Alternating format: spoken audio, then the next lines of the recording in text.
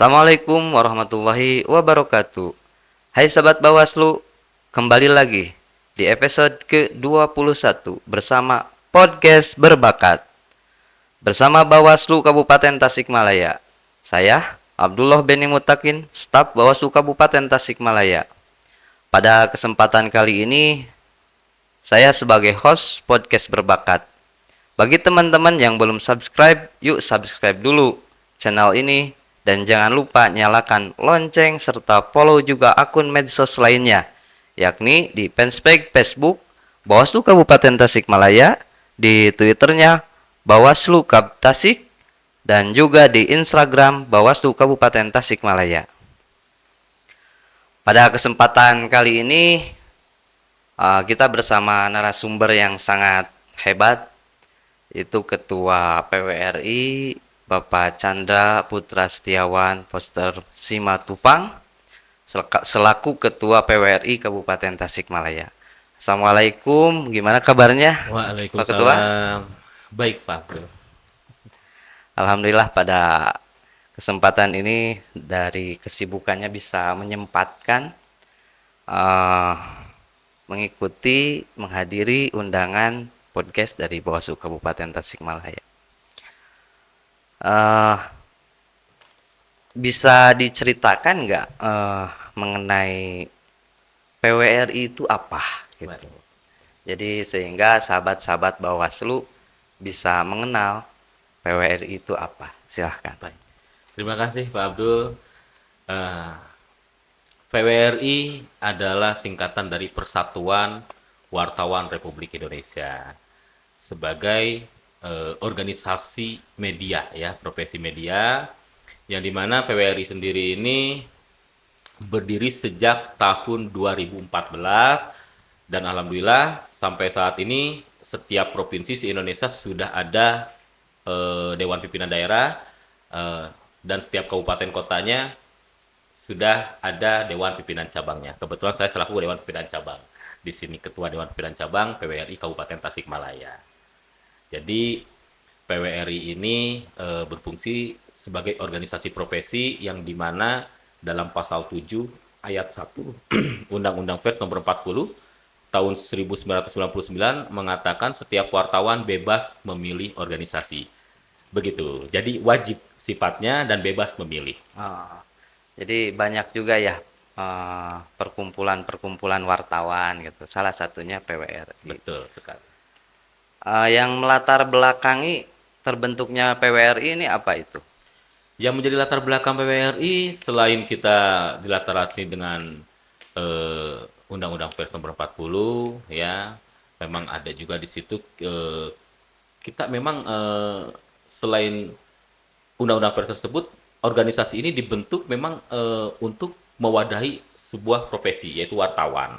Tujuannya wartawan ini agar tidak liar lah ya, agar bisa terwadahi sehingga bisa organisasi ini bisa menjadi selain wadah bisa menjadi ruang atau jalan untuk mereka untuk meningkatkan kualitasnya. Begitu Pak dengan program-program organisasi. Ah, Bagaimana peran PWRI dalam menjaga etika jurnalistik para anggotanya? Baik.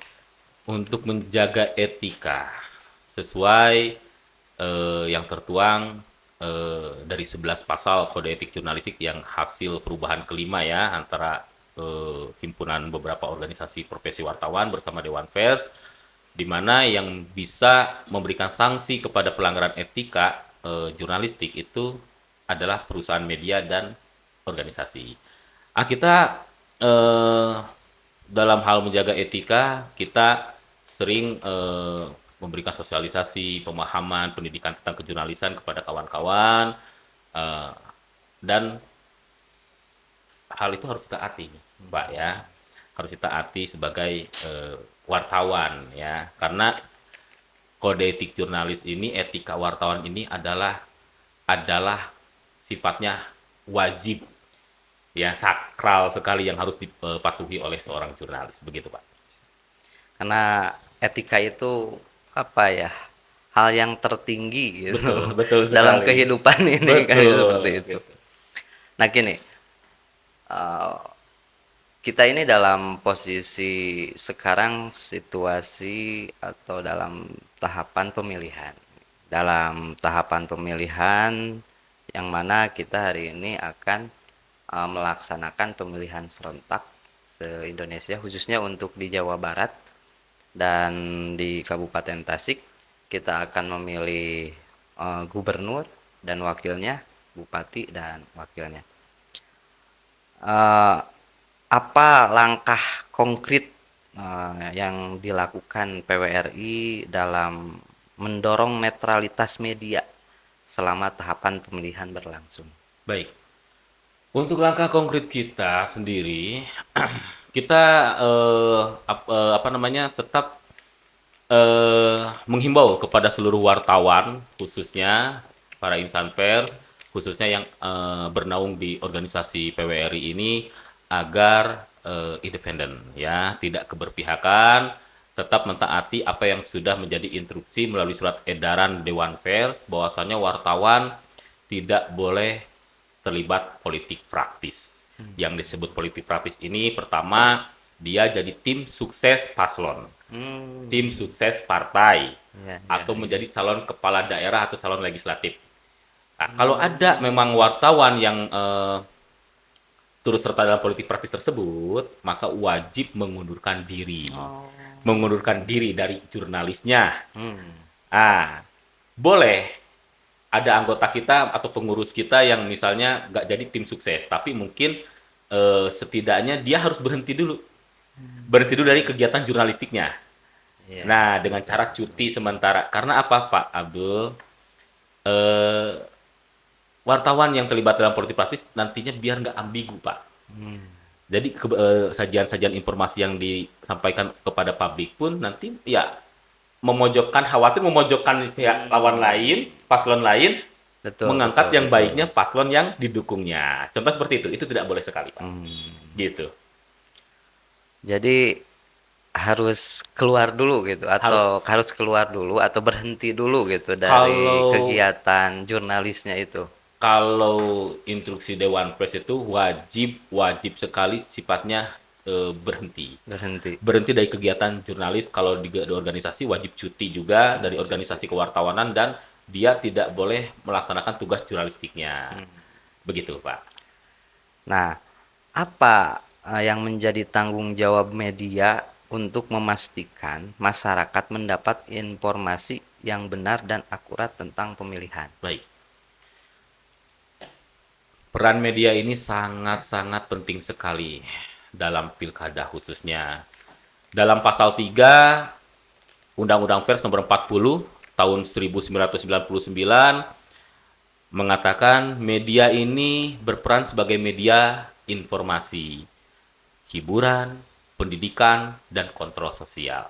Artinya, selain peran media ini menjanjikan informasi, media pun berperan harus menjadi mengedukasi masyarakat, Betul. mengedukasi masyarakat untuk menjadi pemilih yang cerdas, ya. Jadi Betul.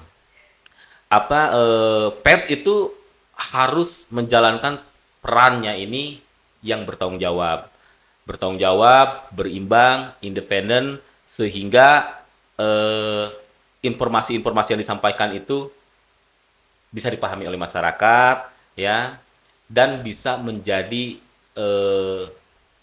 apa ya, mengedukasi masyarakat sebagai pemilih yang cerdas, Pak. Begitu. Jadi pemilih yang rasional gitu kan. Jadi Rasional. bisa memilah dan memilih Betul, gitu kan. betul sekali. Luar biasa ini peran media itu berat sekali gitu, di tengah-tengah kondisi hari ini yang merupakan tantangannya juga luar Betul, biasa kan gitu dalam mengolah dan menginformasikan berita-berita yang betul, akurat gitu. betul sekali.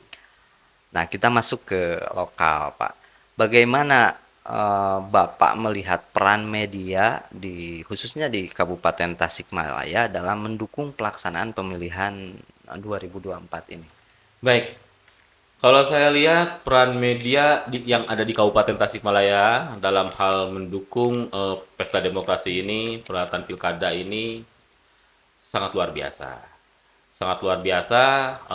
Mereka selalu aktif melakukan tugas fungsinya, menyajikan informasi-informasi, eh, baik itu informasi yang tentang paslon ini, ya kan, ataupun tentang hal-hal yang lainnya nih yang bersangkutan dengan pilkada ini, itu bagus sekali, sehingga apa yang disajikan oleh kawan-kawan media ini bisa bisa diketahui oleh publik. Hmm. Contoh kecil kemarin waktu adanya debat paslon ya. Iya. Ya, Yang baik yang terakhir pertama dan itu. yang terakhir Ah, tanggal iya, 16 iya, iya. kemarin, Tanggal 16. ya itulah salah satu peran media. Media bisa menjadi forum untuk diskusi ataupun debat para paslon, menyampaikan visi dan misinya, kompetensinya, terus saling tanya jawab dari itu eh, bisa bisa mendorong masyarakat juga bisa memilih, menilai Hmm. calon-calon pemimpin kita ini dari penyampaiannya melalui media, dan itu sangat didukung sekali, Hmm. begitu Pak. Jadi membantu, sangat membantu Sangat ya membantu media ini. sekali. Terus bagaimana media berperan sebagai katalis nih dalam meningkatkan partisipasi masyarakat dalam pengawasan pemilihan tahun 2024 ini gitu? Baik, partisipasi kita jelas. Pertama, kita selalu memberikan informasi-informasi yang akurat Pak ya, tentang hal-hal yang berkaitan dengan pilkada ini. Kita juga selalu memberikan informasi yang bersifat untuk mengedukasi masyarakat tadi, yang saya katakan agar masyarakat ini menjadi pemilih yang cerdas. Pemilih yang cerdas ini artinya masyarakat pemilih yang memilih calon kepala daerah tanpa intervensi, tanpa Betul, paksaan, betul. ataupun hal-hal lainnya yang bersifat untuk memilih calon tertentu. Bebas jadinya Betul, ya. tapi atas dasar kesadarannya sendiri. Kan begitu. Nah, bagaimana cara kita, peran media ini agar mengedukasi masyarakat ini menjadi pemilih yang cerdas? Yaitu tadi, kita kawal semua hal-hal yang berkaitan dengan pilkada ini. Dari mulai menyampaikan visi dan misi para paslon, adapun hal-hal lain dari pihak Bawaslu sendiri yang selama ini tugas Bawaslu, peran Bawaslu yang sudah dilaksanakan, ya, itu kita sampaikan kepada Hmm. masyarakat agar masyarakat mengetahui. Ya kalau Begitu, Pak. ada pelanggaran-pelanggaran kan gitu Betul, ada ataupun pelanggaran-pelanggaran, isu-isu itu. Apa nih, misalnya Bawaslu mendapatkan informasi baik secara laporan dari masyarakat ataupun informasi dari media ataupun informasi dari masyarakat, Bawaslu tentunya kan pasti melakukan penelusuran. hmm, Hasil penelusurannya itu apa? Ya kita bantu sampaikan juga ke masyarakat. nah, Bahwasanya itu tidak benar, bahwasanya betul, itu betul, benar. Terus betul. apa sanksinya? Kan seperti itu. Itu Mhm. harus kita sampaikan. Dari sana masyarakat bisa menilai dan bisa mengkritisi juga, Hmm. turut serta mengkritisi seperti apa dan bagaimana. Jadi menciptakan demokrasi yang lebih Betul, sehat, betul, demokrasi yang benar-benar ideal gitu betul, kan, menciptakan demokrasi yang ideal. betul, Pak. Ini kan di era digital nih, Bapak Chandra. Jadi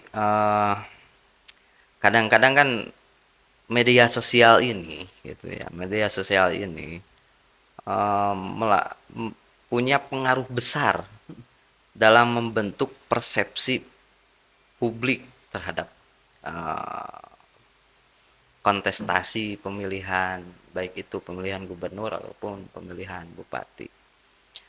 Nah, jadi menurut Bapak, seberapa besar pengaruh media sosial dalam membentuk persepsi publik terhadap pemilihan ini? Pengaruh media sangatlah besar, Pak ya, Media apalagi di sosial. era digital ini, media sosial yang saya katakan ya. Tapi di era digitalisasi ini, semua cepat. Hmm. Semua cepat tersampaikan, semua cepat diketahui. Nah, Masyarakat juga harus pandai memilih informasi agar tidak terpicu oleh isu-isu hoax lah, sara, ujaran kebencian, ya. Itu harus pintar memilah-memilih. Maka kita bangun literasi. Hmm, Nah, karena literasi ini bisa menepis isu-isu hoax seperti itu, betul. ya, sebagai polarisasi politik yang selama ini terjadi.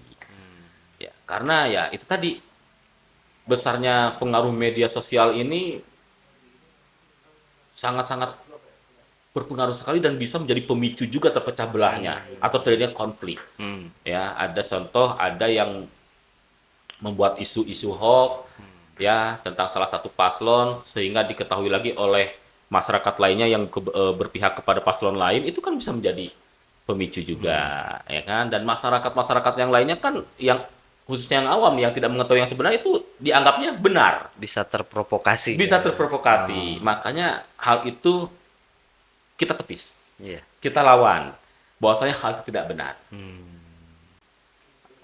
Mengenai berita hoak yang barusan Bapak Chandra kemukakan, jadi pemilih di media sosial saat ini banyak tersebar luas.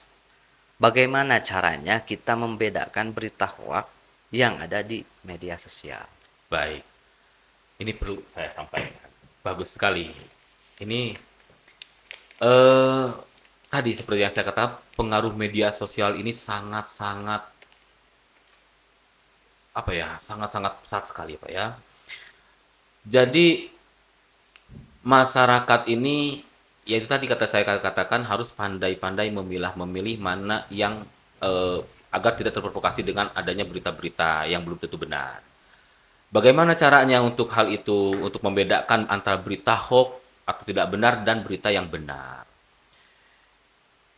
Media sosial bukan media pers, ya Pak ya. Beda nih. Seperti Facebook, TikTok, Instagram ataupun lain hal sebagainya itu media sosial.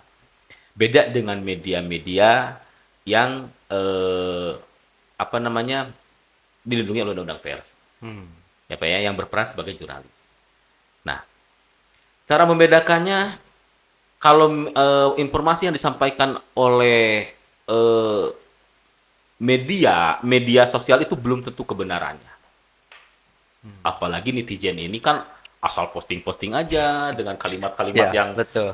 yang kurang enak lah ya, kurang baik, saling menghujat, saling ini, kadang tidak didasari dengan asas praduga tak bersalah dan sebagainya. Itu perbedaannya. Tapi kalau media-media pers ya, baik itu elektronik ya ataupun online, cetak, pemberitaannya itu pasti dijamin akurat. Tidak mungkin mengangkat sebuah informasi yang bohong. Yang bohong nih. Karena mereka menyajikan suatu informasi ini tidak sepihak. Mereka berdasarkan asas praduga tak bersalah, berdasarkan hasil konfirmasi daripada kedua belah pihak yang bersangkutan, berdasarkan apa yang mereka dapat. Dan itu yang sebenarnya. Ya. Nah, jadi cara membedakan berita hoax dan tidak hoax ini ya mudah. Jadi masyarakat tuh harus pintar-pintar juga. Jadi jangan mudah terhasut nih. Apalagi media sosial ini, ya netizen ini sangat berpengaruh sekali sekarang nih ya, saling memposting-posting yang belum tentu Iya, benar, betul. ya Pak ya. Nah jadi dilihat-lihat dulu medianya media apa nih. Kalau seperti ini, misalnya ada media yang khusus instansi seperti media Bawaslu sendiri memiliki media sosial sendiri, Iya. pasti apa yang disampaikan itu pasti benar. Hmm, Karena pihak Bawaslu sendiri yang menyampaikan. ya. Ya kan seperti itu. Beda dengan media-media akun-akun, apalagi sekarang banyak akun bodong nih. Iya, itu. Itu Pak Abdul. Permasalahannya itu. Akun fake ya, banyak sekali Fact ini. itu. Ya, jadi asal-asalan mengatasnamakan orang lain atau mengatasnamakan eh, nama siapa gitu ya kan, akunnya milik siapa, ini kadang-kadang membuat isu-isu, membuat hal-hal yang sangat-sangat menjadi konflik sekali. Nah itulah kita kita tepis semua itu. Kita sama-sama tepis hal itu agar masyarakat juga tidak mudah terpengaruh dengan adanya peredaran-peredaran berita-berita hoax di media sosial ini. Itu harus pintar-pintar lah. Kalau belum tentu benar, jangan mudah terpercaya atau lagi terprovokasi. Gitu. Jadi ini harus ada formulasi juga ya. Betul, betul. Bagaimana ini media dapat membantu masyarakat menjadi konsumen informasi yang lebih rasional dan kritis ini. Oh, iya. Jadi membantu masyarakat gitu. Membantu masyarakat. Peran media tadi yaitu tadi selain menyampaikan informasi yang akurat, berimbang, Pak ya, kita juga mengedukasi masyarakat ini eh, agar menjadi pemilih yang cerdas tadi. Itu tadi tidak mudah terpecah belah, tidak mudah terprovokasi dengan hal-hal yang belum tentu benar, jangan mudah percaya dengan isu-isu yang belum tentu benar. Terus untuk menjelang pemilihan serentak nanti juga ini wajib diketahui oleh publik juga Pak ya. Jadi masyarakat ini jangan sampai mudah dibodoh-bodohi juga. Saya yakin dan percaya masyarakat sekarang sudah cerdas Pak, udah dewasa ya. Tidak mungkin mereka mudah mudah untuk diiming-imingi sebuah hal ya kan agar memilih calon tertentu.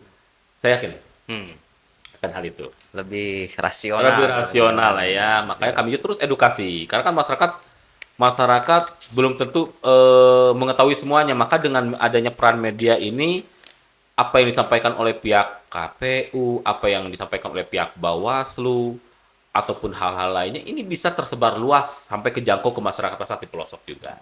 Jadi masyarakat bisa mengetahui.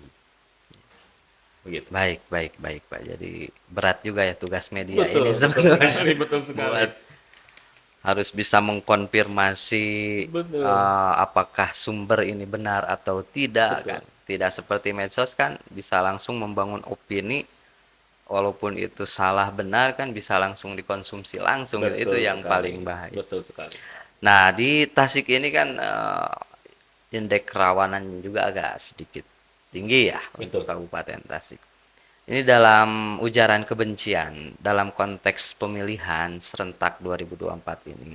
Bagaimana media dapat membantu mencegah penyebaran ujaran kebencian yang berpotensi memecah belah masyarakat? Baik, ujaran kebencian. Ujaran kebencian ini memang relatif ya. Ya. Apalagi di setiap momen-momen pesta demokrasi seperti ini, ujaran kebencian sering terjadi, Pak. Ya, dan itu terjadi yaitu tadi di media sosial.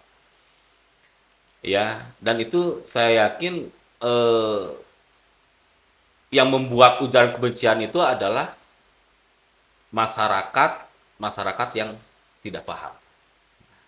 Saya katakan tidak paham, dia lebih keberpihakan kepada salah satu paslon sehingga memojokkan paslon yang lainnya dengan ujaran kebencian lah dan lain sebagainya. Nah, ini menjadi problem yang selama ini terjadi. Maka tadi saya katakan juga masyarakat ya harus pandai-pandai memilah memilih. Ya, setiap informasi-informasi yang dapat baik dari media sosial ataupun dari sumber lainnya juga jangan mudah percaya dulu sebelum hal itu benar Terkonfirmasi. terkonfirmasi. Bagaimana cara mengetahuinya hal itu benar atau tidak? Masyarakat punya hak mencari tahu juga. Hmm. Bukan hanya kalau kita vers ini kan harus mencari tahu nih kebenarannya, cek and recheck ke lapangan, kebenarannya, konfirmasi beberapa sumber yang bisa dipertanggungjawabkan, barulah bisa menjadi sebuah informasi yang akurat. Hmm. Ya kan? Beda dengan isu-isu hoax ini kan asal-asal aja membangun opini sehingga ya itu tadi di masyarakat awam yang tidak tahu kebenarannya itu mudah percaya, Hmm. terprovokasi Hmm. dan akhirnya menjadi konflik. Ya, jadi ujaran kebencian itu kan bisa Betul. jadi Banyak faktor, ya banyak bola faktor, panas gitu kan banyak faktor itu. bergelinding dan ya. Banyak faktor yang menjadi pemicu untuk ujaran kebencian itu. Ya, saya harapkan hal itu tidak terjadi lah ya. Ya. Tidak terjadi, silahkan berbeda pilihan, tapi jangan saling pojok-memojokkan, Betul, menghujat, menghina, betul. ataupun memprovokasi masyarakat yang lainnya. Kan pesta rakyat Ini kita ya. pesta rakyat, masyarakat punya Harus kebebasan dong. riang gembira. Betul, betul sekali Pak. Ya dalam pengawasan juga kita harus selalu bisa menyajikan informasi yang benar, melayani pelapor, temuan, Betul. seperti itu. Ini tantangan, Pak. Tantangan dalam seorang wartawan dalam meliput sebuah berita khusus berkaitan terkait pemilihan di pilkada ini. Tantangannya ini seperti apa sih, Pak? Luar biasa. Kalau dibilang tantangan, memang kita ini penuh dengan tantangan, Pak ya. Jadi untuk membuat sebuah informasi atau berita yang akurat, berimbang ini banyak hal yang harus dilakukan oleh seorang wartawan. Ya, pertama dia harus cek and recheck kebenarannya, konfirmasi ke beberapa pihak atau sumber yang bersangkutan, ya. Sehingga banyak hal, tapi tidak sedikit juga resiko yang mereka hadapi di Nah, lapangan. itu. Ya, banyak. Karena kan ada yang senang, ada juga Pak Abdul yang tidak senang nih dengan hasil pemberitaan ini. Betul. Ya Pak ya, apalagi bagi oknum yang memang terlibat di dalamnya. Yang merasa keberatan untuk dipublikasikan. Tentunya kan keberatan. Ya. Banyak tantangan. Tantangan itu bisa berupa, ya itu tadi, di lapangan sering terjadi wartawan mendapat tindakan-tindakan kriminalisasi, ya, eh, apa ya itu, Intimidasi. intimidasi dan hal-hal lainnya, ya Pak ya, sampai kekerasan terjadi. Ya. Jadi peran media ini memang sangat-sangat penting, tapi ada yang senang, ada yang tidak senang dengan apa yang disajikan oleh media. Betul, betul. Ya, jadi tantangan itu memang udah sebuah resiko dalam profesi seorang jurnalis. Ya, penuh dengan tantangan, Pak. Mantap, mantap. Luar biasa. Ini untuk pertanyaan terakhir, Pak Chandra. Jadi harapan Bapak sebagai ketua perkumpulan wartawan di pemilihan 2024 ini apa itu? Harapan Bapak. Baik, harapan saya selaku mewakili seluruh kawan-kawan media, khususnya di PWRI ini, dan mungkin harapan masyarakat juga sama. Pertama, pilkada ini bisa berjalan dengan lancar, tertib, aman, jujur, dan adil. Pertama itu. Kedua, masyarakat pada tanggal 27 November nanti, saya ingatkan lagi di acara ini Pak, boleh sedikit ya. Ini salah satu harapan juga dari saya, agar melaksanakan peran aktifnya sebagai pemilih, jangan sampai golput. Ya Pak ya, ayo kita sama-sama ajak tetangga kita, kerabat kita, saudara kita, orang-orang terdekat kita, mengingatkan kembali agar nanti tanggal 27 November bisa datang ke TPS masing-masing sesuai dengan undangannya di wilayahnya untuk memberikan hak pilihnya. Karena satu suara ini sangat berperan aktif. Ya, betul. Sangat penting betul. sekali Pak Abdul Betul, ya, betul. untuk menjadikan Provinsi Jawa Barat ataupun Kabupaten Tasikmalaya bisa lebih baik dari yang sudah baik. Betul. Ya. Nah, terkait masalah hak pilih silahkan. Kembali kepada hati nurani masing-masing. Yang penting apapun walaupun berbeda pilihan, tetap tujuannya sama, ingin mencari sosok pemimpin ini yang memikirkan masyarakat sesuai dengan harapan masyarakat. Kan begitu, siapapun Betul. yang jadi, ya mudah-mudahan itu yang amanah. Amin. Kita Amin. sama-sama, karena suksesnya pilkada ini, pemilihan serentak 2024 ini, Pak, bukan hanya peran KPU, Bawaslu, atau media juga, tapi ini peran masyarakat juga sangat sangat dibutuhkan sekali untuk sama-sama mengawasi jalannya Betul. pilkada, ya kan, mengawasi adanya hal-hal yang memang apa namanya, ada pelanggaran-pelanggaran di sana, sehingga masyarakat bisa melaporkan segera kepada pihak Bawaslu Kabupaten Tasikmalaya, ya kan. Itu sangat berpengaruh. Sangat berpengaruh. Dan satu lagi yang harus saya sampaikan di sini juga, selain ancaman pilkada ini, selain angka golput Pak Abdul, ini boleh ya saya sampaikan, Boleh. adalah politik uang. Ya. Atau yang disebut dengan money politik. Money politik. Money politik ini saya berikan pengertian di sini kepada masyarakat. Money politik adalah perilaku seseorang yang memberikan sesuatu kepada masyarakat pemilih, baik itu berbentuk uang, barang ataupun hal lainnya, ya, dengan tujuan agar pemilih tersebut atau masyarakat tersebut bisa memilih calon tertentu. Nah, ini ini sangat-sangat menjadi ancaman besar. Hmm.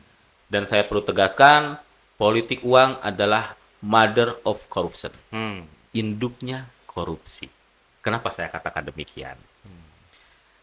Calon kepala daerah yang berharap dipilih oleh masyarakat karena politik uang, saya yakini, bukan saya duga lagi, tapi saya yakini ketika dia kelak menjabat, ya, menjadi seorang pemimpin, dia tentunya akan memikirkan balik modal. Hmm. Balik modal dong. Rasionalisasi Rasional ya, seperti karena itu. betapa besar biaya politiknya. Hmm. Ya dong. Tapi kalau masyarakat yang memilih calon kepala daerah karena politik uang, sama halnya masyarakat telah melahirkan sosok seorang pemimpin yang akan korupsi, Pak Abdul. Betul. Ya, maka kita lawan juga tuh politik uang. Ya, politik uang harus kita lawan. Betul. Masyarakat juga harus punya harga diri, jangan sampai diiming-iming dengan uang nggak seberapa, tapi ya imbasnya ke mereka. Dan perlu saya sampaikan juga mungkin di sini, ancaman money politik bukan hanya kepada si pemberi, Pak Abdul. Betul. Betul. Ya, dalam Undang-Undang Nomor 10 Tahun 2016 tentang Pemilu Kada, di pasal 187A ayat 1 kalau nggak salah, Betul. ya, setiap orang yang memberi uang ataupun barang lainnya kepada masyarakat untuk memilih calon tertentu, itu bisa dipidana minimal kalau nggak salah 3 tahun sampai 6 tahun dan denda 1 miliar. Di sini sanksi yang sama diberlakukan kepada si penerima. Penerima juga. Ya, jadi masyarakat jangan hanya gara-gara uang nggak seberapa, tapi kena sanksi yang begitu dalam. Hmm. Pemberi dan penerima. Betul, ya. pemberi dan penerima itu. Jadi tolaklah politik uang, dan kepala daerah atau calon pemimpin yang dipilih oleh masyarakat bukan karena politik uang, tapi atas dasar kesadarannya masyarakat masing-masing. Ketika dia menang, itu sifatnya wajib memikirkan masyarakat, kebutuhan masyarakat, dan wajib amanah. Betul, Begitu, Pak. betul, betul. Alhamdulillah, Pak Ketua Chandra, kita udah melaksanakan podcast. Mudah-mudahan podcast ini menjadi sebuah informasi, memberikan kesadaran kepada masyarakat, yang utama itu sahabat Bawaslu ini. Betul. Sahabat Bawaslu ini, terima kasih di sela-sela kesibukan yang sangat luar biasa telah menyempatkan menghadiri undangan kami.